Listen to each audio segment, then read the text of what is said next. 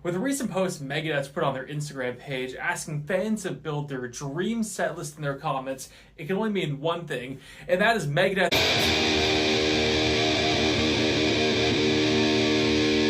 What's up? Welcome back to the Metalhead Car Show. In a recent Instagram post, Megadeth asked fans to show them what their dream setlist would be. Sky's the limit, no theme, go build your dream setlist. So this can only mean two things. Either A, Megadeth is wanting to know what fans want to hear for a future tour. Megadeth was formed in 1983 but really started playing shows in 1984. So this year would actually be their true 40th anniversary.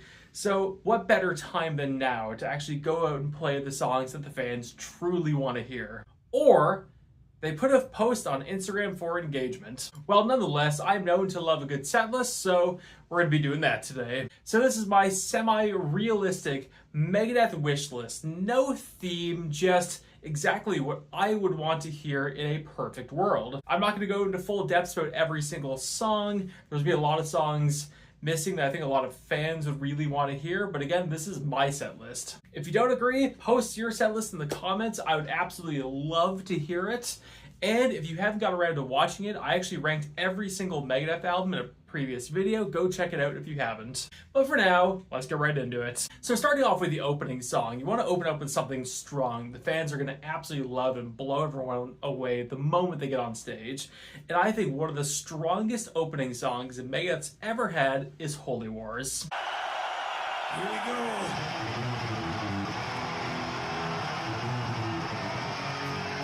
Megadeth's opening with Holy Wars during pretty much the entirety of the 20th anniversary Rust in Peace tour, and I think it did a phenomenal job as an opener. But not wasting any time, the moment the Holy Wars is done, they break directly into Set the World Afire.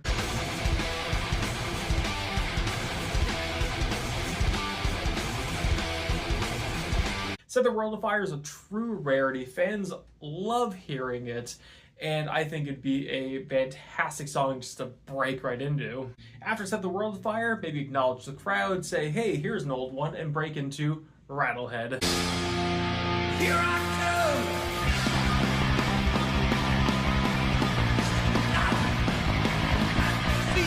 Rattlehead's been pulled out pretty recently for a lot of the European tour. It's been pretty early in the set, sometimes the second song in the set. So I think it'd be a really cool way to keep that energy up and give the fans a song that they don't get to hear very often. But speaking of that, another song they've been playing a little bit more often recently, they haven't played in almost like 15 years, and would do a great job at keeping that energy up, is Kick the Chair.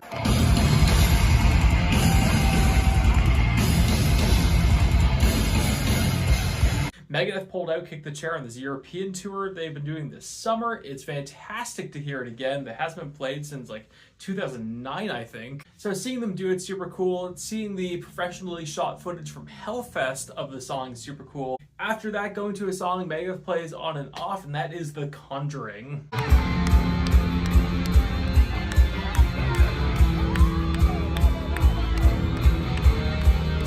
I think The Conjuring has a really different vibe from everything that has been played. So I think going from something like Kick the Chair, which is pretty fast, to The Conjuring, which has fast moments, but also has some heavier, kind of groovy moments, I think would be a pretty cool contrast. After that, we're going to go to the 90s, and we're going to go a bit weird with A Secret Place. There's a secret place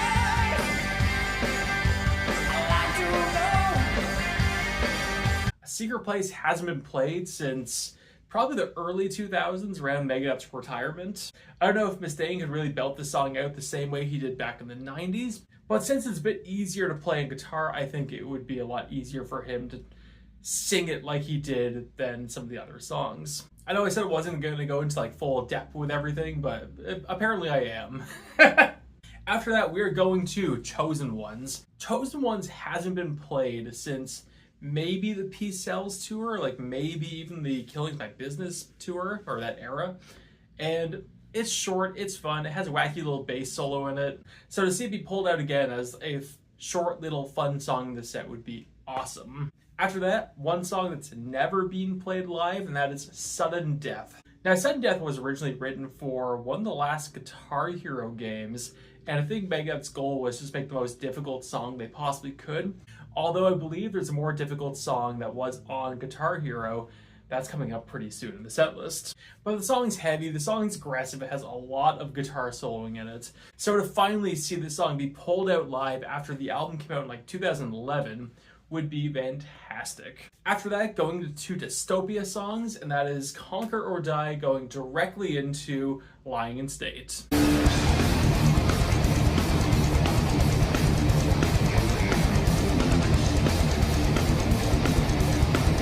I've seen Megadeth about 5 times now, twice since Dystopia's out, and the only time I've ever seen a Dystopia song be played live is at Rockfest 2017 when they played Dystopia, which is kind of a ridiculous statement because Megadeth was actually really good about playing a lot of the Dystopia album. And frankly, I think it's like one of the best Megadeth albums ever made. So the fact that I've only got to hear like one Dystopia song is just absolute beans. So after that, sticking with some newer material, we'll be back.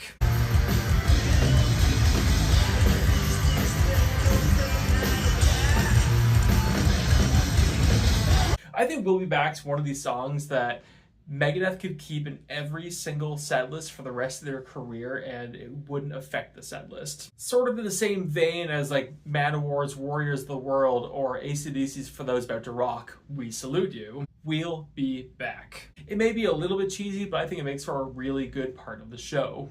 Next up, and using this song to close off the primary set, but Peace Sells, but Who's Buying? Peace sells, but who's buying? Peace sells, but who's buying? This is staple. It's going to be in every set for the rest of their career. I know I'm not trying to make a realistic Megadeth set, but I think a Megadeth show without Peace Sells would be lacking just a little bit. After that, going into the encore, maybe the band walks on like one at a time slowly, and then they just start with Dialect Chaos. I remember one of my old buddies saying he thought Metallica's Death Magnetic was just a fantastic album, and it truly is. So when Endgame was coming out, like it was some really hard competition. And he said he's about halfway through Dialect Chaos, and just immediately like, yeah, Megadeth did it. Endgame's a fantastic album. I hope with James Lorenzo in the band, they start pulling some of those songs back out into the set. Because not just I like Chaos, but also in the encore, I'd like to hear This Day We Fight. This Day We Fight probably hasn't been played since like 2009, maybe 2010. Super fast, super aggressive, and I've heard from some of the people that I knew who used to play Guitar Hero that that song was one of the hardest songs they've ever played on Guitar Hero, just from the main riffs in the song. Hopefully we hear it sometime in the future. Next up, and second last song in the set, and also a song that they were actually scheduled to play in 2014. It was one of these things that was written on the set list but not play, but that is Victory.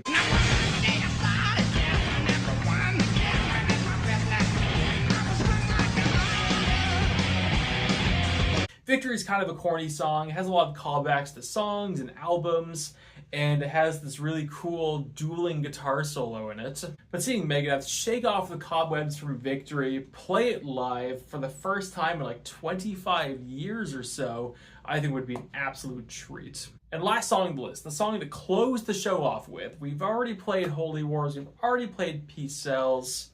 So what's it going to be? Well, I think this is one of the most underutilized Megadeth songs. Like, they do play it live on the rare occasion. They were playing it live back in 2012. And this is Ashes in Your Mouth.